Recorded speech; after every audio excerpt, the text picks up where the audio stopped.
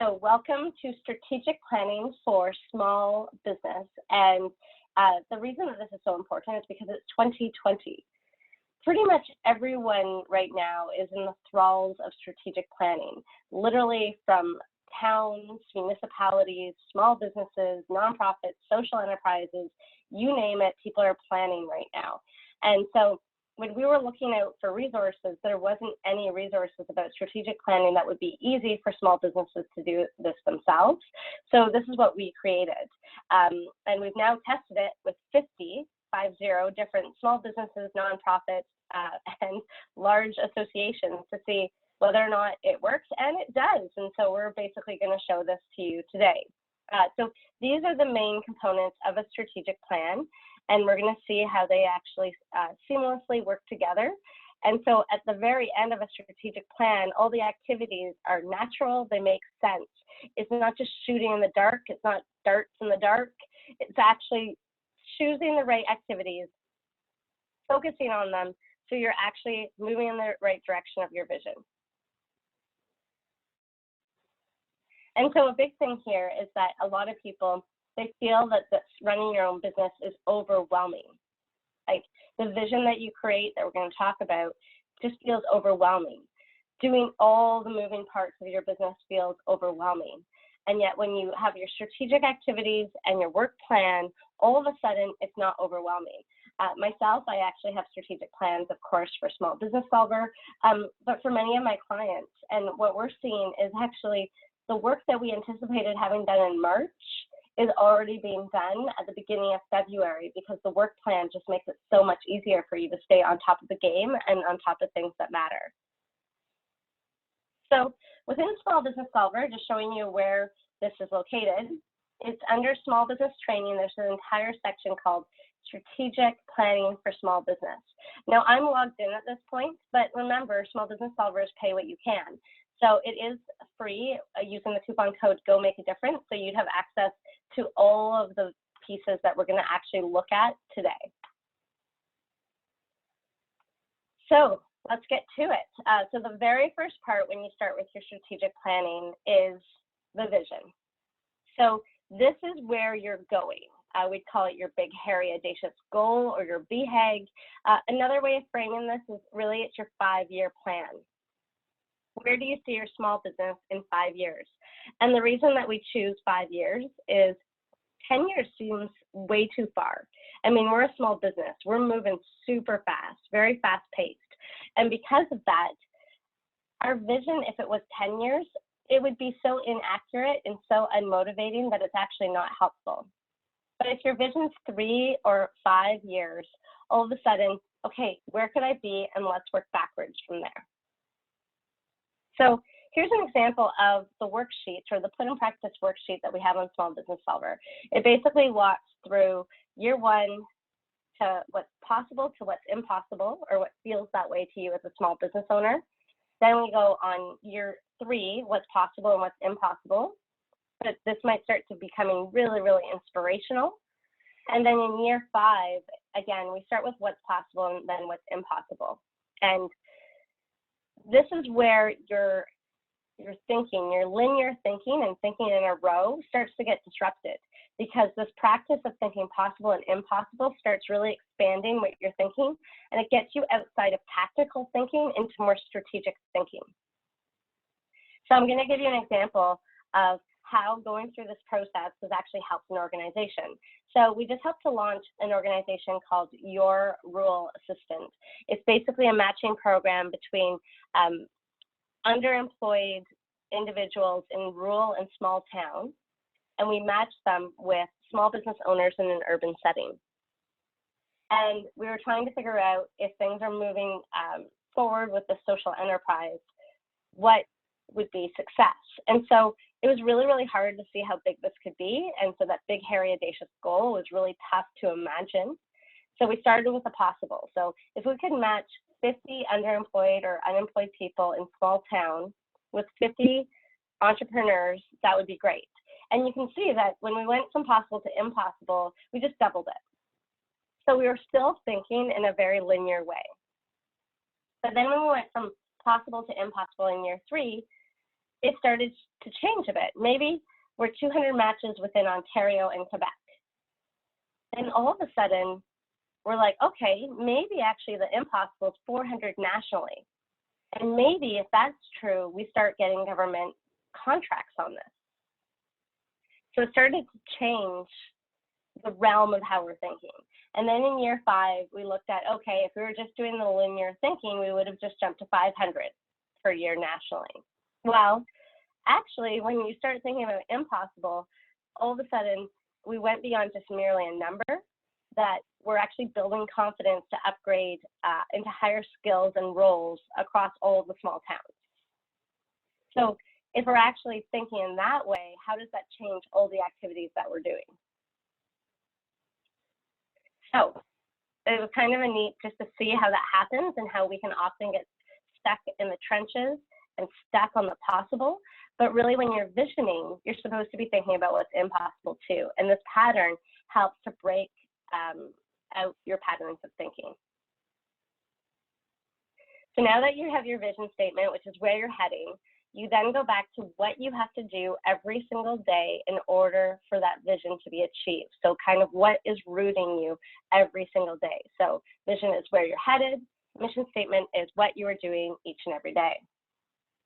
So we've looked at many, many mission statements, and some of them are absolutely horrible, just to be honest. And so what we've tried to find is some of our favorite mission statements, and one way to know that it's a favorite is that people remember it. So ones that the organization remembers their mission statement, or it's something that they say a lot, or all their employees know it, or even something that has stuck in our head. Those are ways that we were like, okay, let's look at those. And when we did that, we came up with this formula of the strongest mission statements have these 4 parts. They start with we.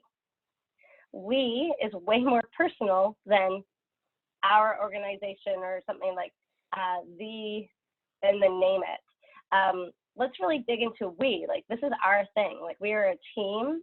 We are part of this. So we, and especially in small business, this is very much we. Sometimes it's very much I. But we is inclusive. Then the next thing is like, what are you doing? So remember, mission statement is about what you do each and every day. So if that's true, there should be a verb in it. And so I love it when mission statements don't have verbs, because there's no action to it and it's really very complacent. But adding a verb into it, all of a sudden, that is what you are doing every single day. And as in everything for small business, we are all about our target market. So the target market should probably be in your mission statement. So we do what for who, being the target market. And then we're doing these things, being the verb, for these people for what hopeful outcome. So what are we hoping is the result of this action for these people? And when you put that together, this is a really, really strong mission statement. So we actually did this for Small Business Solver as our example.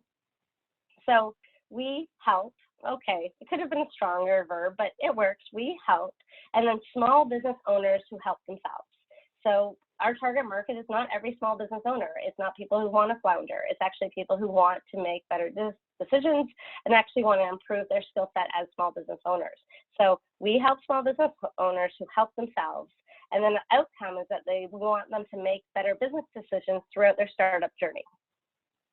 So you can see how all of a sudden that rings off your tongue, and the formula really works. You can change things around. You could put the verb last or in the middle, target market last. You can move things around, but these are the 4 key components that is going to make a really strong mission statement for you.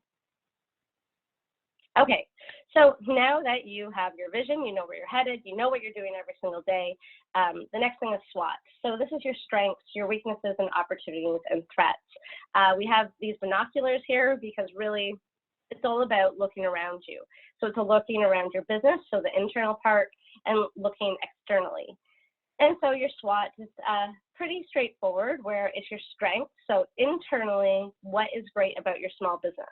Often that's going to be your own skill sets, the personality, the brand, the people, the equipment, anything that you've actually created. Weaknesses are the perceived gaps that you have that are really holding you back. Then we switch to external. So opportunities, what's happening around us, what are all the possibilities before us, what could we take advantage of or leverage, and then threats. What are the things that we really have to watch out for? What are the things that we really need to mitigate against? So again, we have an example of this. So our strengths, weaknesses, opportunities, and threats. We were looking at this as a construction company and what was really the best thing that they have. And so they have trade secrets of cleaning bathrooms and kitchens.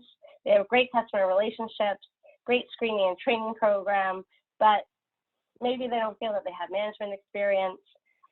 They don't have a large line of credit. They haven't put in policies. So opportunities, there's a trend around capturing water for eaves troughs. So they're looking at different landscaping. And so trying to actually switch with the trends that they're seeing in order to make sure that it's more appealing for people. And the threats is often anything that is maybe going to be a regulation or something. So in this case, they talked about different types of fertilizers being a challenge for them.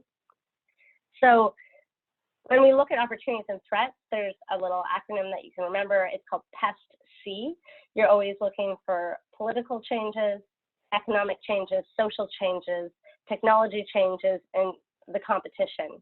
And those are things that you should scan for opportunities and threats. So, goals. Now that you have the lay of the land, you've done everything, now you can actually start making some decisions.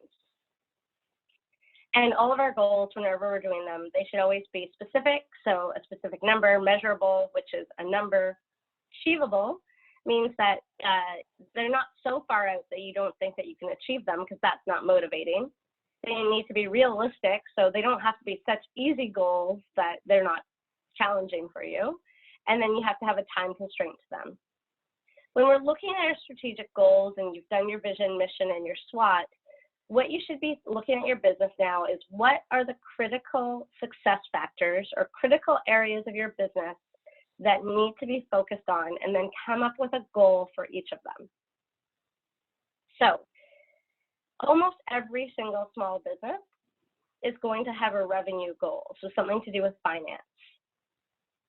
Almost every small business, one critical area is going to be communications or marketing. That's typically going to be one of them. And then from there, it's going to be any critical areas of success that are linked to whatever your unique selling proposition is, so your USP. And it's going to be linked to specific critical areas that will help you move towards that vision that you identified. So within Small Business Solver, we have a whole list of all the different critical areas, and then specific goals that you could match. But our example in here is, let's say you're actually growing your business and you realize that a critical area is communication and awareness. You realize that another critical area of hitting all your goals and your vision is retention. Maybe you realize that a big thing is going to be training and learning so that you keep on staying at the leading edge of whatever industry you're in. And then we included new product development here, so you're always innovating again. And so these, you can see there's 4. We usually find that critical success factors are the critical areas. You should choose 3 to 5. You should really never go over 5, because all of a sudden it becomes overwhelming. And how many areas, like, that's not really that all those areas are critical anymore. Some are more adjacencies or supportive. They're not really the critical areas by themselves. So under here, you can see that once we identified what areas are really going to push our business forward, we've identified goals for each of them. You can see in this case, they actually didn't choose to have finance because they realized that these 4 critical areas would result in what they're actually hopeful of. So retention was actually even more important because that's how their business operates. So you can see in each of these SMART goals, they're specific. So it's not a range, it's a specific. And then it's measurable, it's a number. And even in the last one, it doesn't look like it's a number, but it's A, so it's one residual income product. And of course, it's always with a time on it. and most of them are for a year, but you can see for new product development, they mixed it up and made it 6 months. So this is, from here now, it's taken this big vision that might be scary, and we've boiled it down to, okay, here's the main areas, here's a goal for each of these areas, and now we take that and we can start brainstorming what the strategic activities we need to do under each section to help us move in that direction. So what will help you move in the direction you're hopeful of? Here's how we do it. So we rewrite the strategic goals that we just saw, and then we brainstorm about what activities are actually needed to move the needle there. So the example here, if we wanted to grow our following or our network to 50,000 followers, the first thing that they'd have to do is complete the social media strategy and schedule the tweets. We'd have to make sure that the retention strategy was tied in with this, and would have to actually do some advertising around the social media and an entire plan behind that. So maybe even hiring a social media marketing company. To retain 90% of the customers, they actually want to make sure that the customers are okay, so they thought about having a survey. And then from the survey, creating a retention strategy, making sure that they understand more about their customers through a CRM. And they actually came up with, maybe we should investigate launching a loyalty or a referral program to really maximize this. And you can see for each of the goals, they then went through the same activities. So now that we have all the work that we actually have to get done, we just spot it. We prioritize what makes sense first. In this last example, we actually listed them in the priority of what we thought should be first. Maybe it's just a big mess here. Maybe it's on a big piece of paper when you do it with your team. But when we get into the work plan, it does have prioritization to it. So the work plan is who is doing what and when is this being done? Obviously, if you're a solo entrepreneur, so you don't have employees or contractors, then guess what? We know who's doing it. We don't have staff A, B, C, D, and E. We have us. But if you do have contractors, or maybe you do have service providers who are going to do some of these things, you could break it up that way. So really at this point, we would name who is the person responsible. We would move all those activities from the previous into here and have an order to them. I'm just going to show the example here because I think it makes it a little bit clearer. So here the example is there was two people, the owner being Eliza and Jeffrey. They listed all of the activities from previous, and then they put the type of activities or the urgency. So we had some ASAP, so as soon as possible, some short-term, long-term, and some mid-term.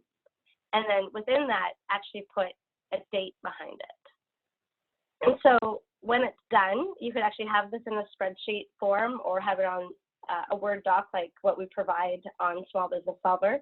And what I personally do is when everything is due in January, I actually have a whiteboard, or you have your to-do list, and you have that all there. And those things, being the strategic activities of the year, have to be done by the end of January, and they're always on my radar. In fact, what I do is I usually have 2 months of strategic activities that have to be done on my whiteboard at the same time. So what we chatted about is you start with your vision, where you're headed, the mission of what you do every single day. You have to scan to see what's happening so that you're aware of everything that's around you and within your organization. Then you highlight your critical success factors with goals against each. Then you're able to take those goals to realize what activities actually need to be done. And then you actually use and create a work plan so everyone's on the same page of what has to be achieved and when. So that's all on Small Business Solver, as I showed you already, and we hope that you are ready for 2020 with the strategic planning video and all the resources that we have on Small Business Solver.